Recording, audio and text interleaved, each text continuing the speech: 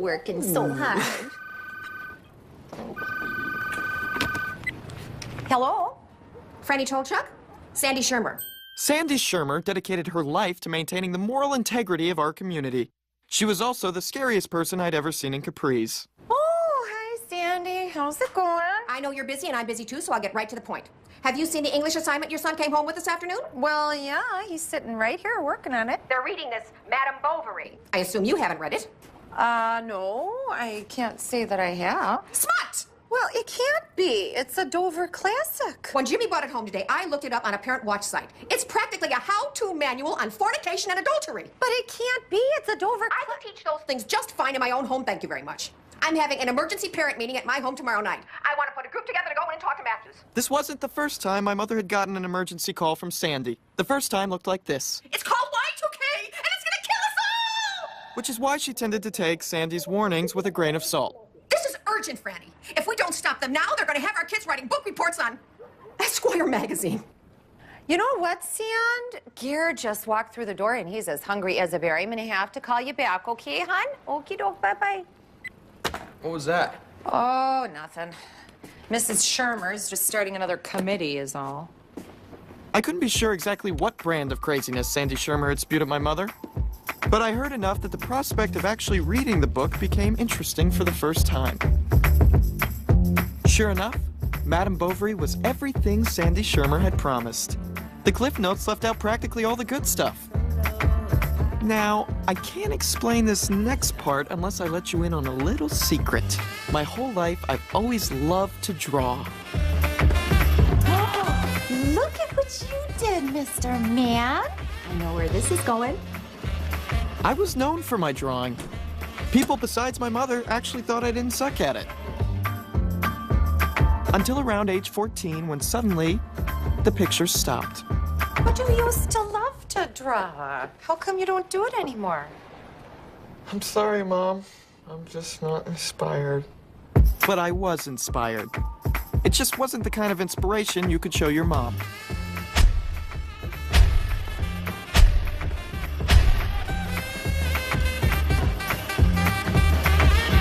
Justin, come down for breakfast.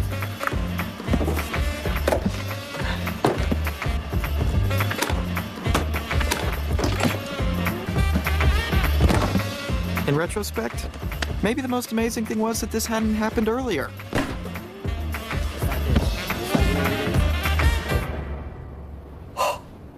What's so funny about peace, love, and understanding?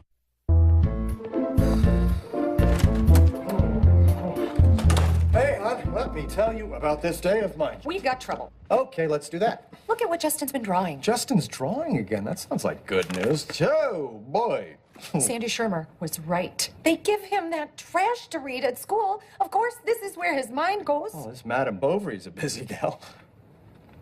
He used to draw ponies and rainbows. And now that book has turned him into a pornographer. Oh, now, hon. When they have X's on their eyes, does that mean they're dead? Oh, God, I can't even think about that.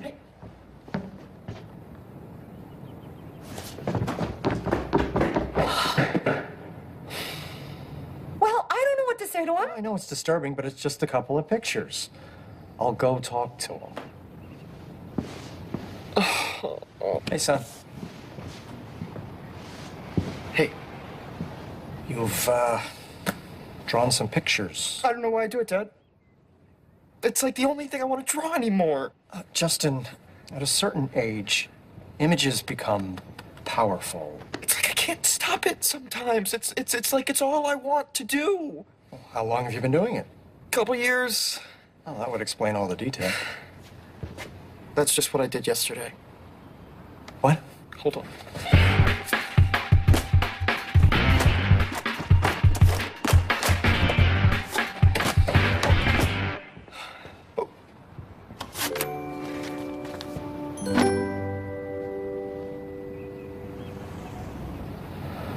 This is a lot to process. There's more in my locker at school.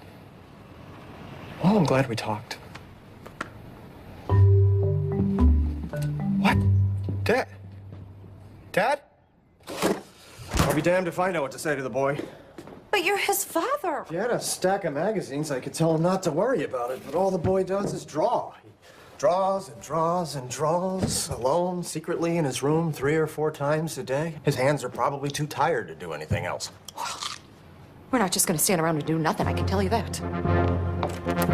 So determined was my mother to not do nothing, she joined the army of Sandy Schirmer.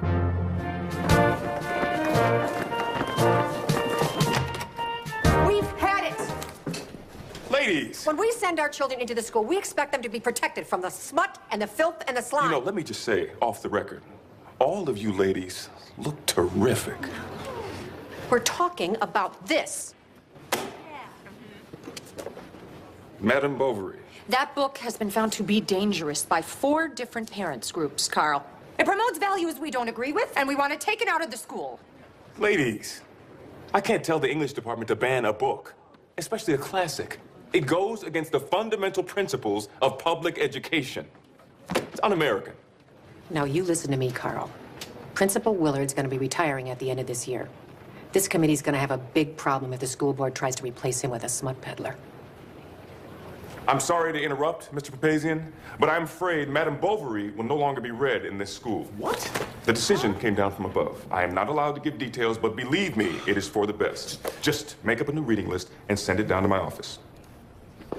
And so began the noble quest of Sandy Schirmer and my mom to banish the 19th century literature that was destroying the morals of 21st century children. Very objectionable. With my mom on board, Sandy's book banning committee kicked into high gear. Uh-oh. Is this a casting session for America's Next Top Model? We want these books gone, too. Meanwhile, after my dad's little talk with me, I felt more confused than ever. Hello. I did not see you at lunch today. Yeah, been kind of laying low.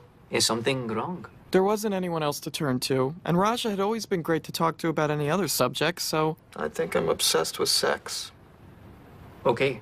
I mean, more than most people, you know. Sometimes I feel like it's all I can think about. And I know you're religious, and I know you probably don't want to be hearing about all of this. I have these thoughts frequently myself. Yeah?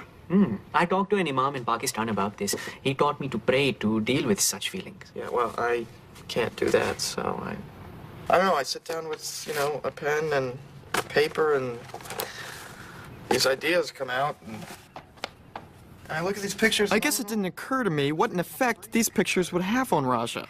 The fact is, these were the first images of a naked woman that Raja had ever seen. I cannot look at these. What? I am very sorry. I wish I could help. I am sorry. And so the list of people who thought I wasn't a freak was growing smaller and smaller. Meanwhile, Claire got a surprise in her own English class. And so for your next assignment, I want to do something special. We're all going to compare the book of Pride and Prejudice to the movie. Horrified by the prospect of actually having to read a book, Claire decided to take advantage of our mother's new project. Hey, sweetie. Hey. Something wrong? It's just the reading for English. I don't know this one. A lot of the girls find it really embarrassing to talk about this kind of stuff in school. What do you mean? It's just... there's so much sex. Don't you worry about it. Hi, Sandy. Got another one for the list. Pride and Prejudice by Jane Austen. Now Raja was feeling terrible that he hadn't been able to give me any advice. He started to wonder if he might be able to come up with some guidance for me by studying my drawings very, very closely. At least that's what he told himself. Probably the scariest part of this whole development was that Raja was learning about the female anatomy from me. Not surprisingly, Raja's in-depth research didn't yield much. Except to fill Raja with guilt and anxiety 24 hours a day. Hey, man. What? What is it? Nothing. I was just saying hey. Well, hey then, man. Since my notebook hadn't given him any insight into my problem, Raja decided to get rid of it and figure out some other way to help me.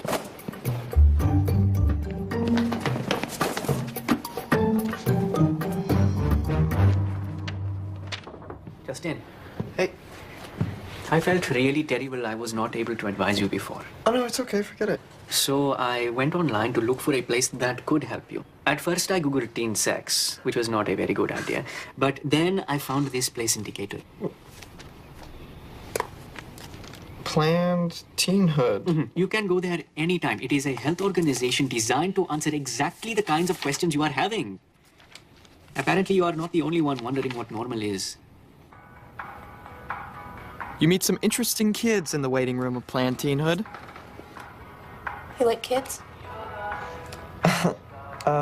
Sure. You want to go to my prom? Justin Tolchuk. Yep, that's me.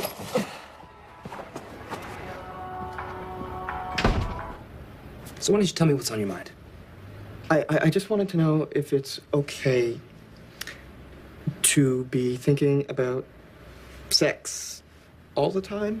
I mean, I know everybody does to some extent, but like how much is too much? Because sometimes I feel like my ability to do other things isn't the same as other people because my brain is... Ow! What was that? You're not thinking about sex now, are you? Not as much. Have you accepted Jesus as your personal Lord and Savior? Wait, this isn't a health organization? This is a religious place? I guess the cat's out of the bag.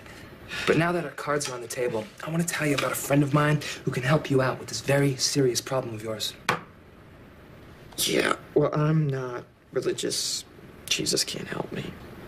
He's the only way. He's not the only way. I mean, friend in the waiting room is Muslim, and he's fine. We got somebody working on him right now. What we want to propose to you is a rigorous program of prayer and self-punishment that will set your soul on the path to righteousness. Ow! What's wrong with you? You were thinking about sex, weren't you? Little. We lay it all out for you in these booklets, and there's a ruler in there which you can keep as a free gift. Well, thank you. I'll be sure to read all of this. Thanks for coming in. Safe from the smutty influence of Jane Austen, my sister and her friends had time to catch up on their TV. Oh, Chad. What's that? Well, all the members of the committee are going through our houses to look for books that are on the list. And then bright and early tomorrow, we're gonna dump them in a landfill.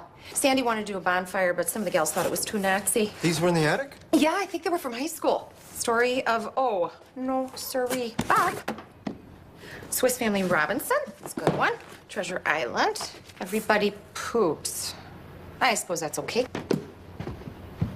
Hello, Mr. Tolchuk. Mrs. Tolchuk. Oh, hello, Raja. Pride and Prejudice. Pause off, Raja. You do not need that smut messing with your mind. But I know this book. I read it 2 years ago, before English became my second language. You read that? Oh, yes. Jane Austen is very popular in Pakistan. I thought you had censorship in Pakistan. That's one of the ways your country's backwards. But this is an innocent story about love and social manners. What? Believe me, there is nothing to censor in Pride and Prejudice.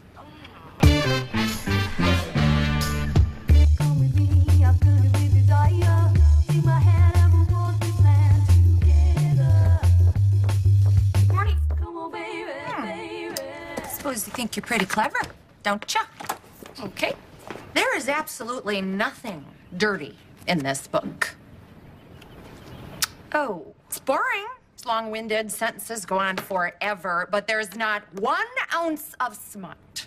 But, Mom, Don't butt me, Missy. You and I are gonna have a talk when I get back.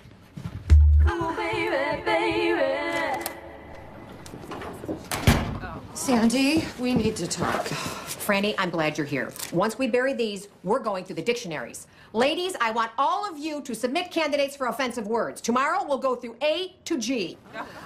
I think we're going much too fast with this. What do you mean? Well, I read these last night, at least most of them. Madame Bovary has a few risque parts, but it's really not that bad. And then Pride and Prejudice has no sex at all.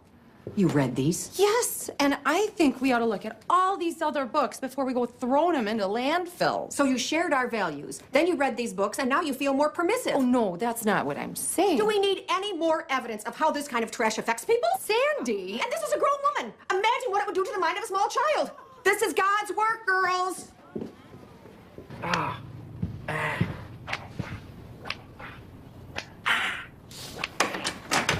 Justin, what are you doing? I was just measuring my wrist. Son, I think we ought to talk about what's gone on here in the last few days. No. We don't have to. No, I think we do. You, showed me your many drawings, and I was understandably speechless. But I think I may have in some way let you down. No, I wasn't disappointed. I've lived here a long time. I just want to let you know that what you're going through is not as unusual or as deeply twisted as you think. Really? The preoccupation with sex can come out in a lot of ways. Here. What is this? That was mine in high school. I used to do a little thing with the letter O.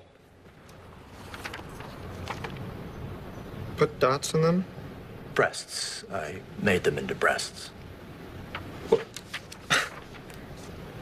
did this to every O in the book? Every single one, never missed a one. But they don't even look like breasts. Hey, we can't all be artists. The double O's are a little more convincing. Room. Look. Yeah, I like those. Voodoo was a real treat. Wow. This must have taken you hours. And hours and hours and hours. But the point is, at your age, you're a little bit insane. And you're going through something now that is perfectly normal. Okay? Eventually, you will grow out of it. Dad, well, this does make me feel better. Even though Mom still thinks I'm a perv. I'll talk to her. Thank you. That's the least I can do for you. I'm gonna need that book back. Yeah.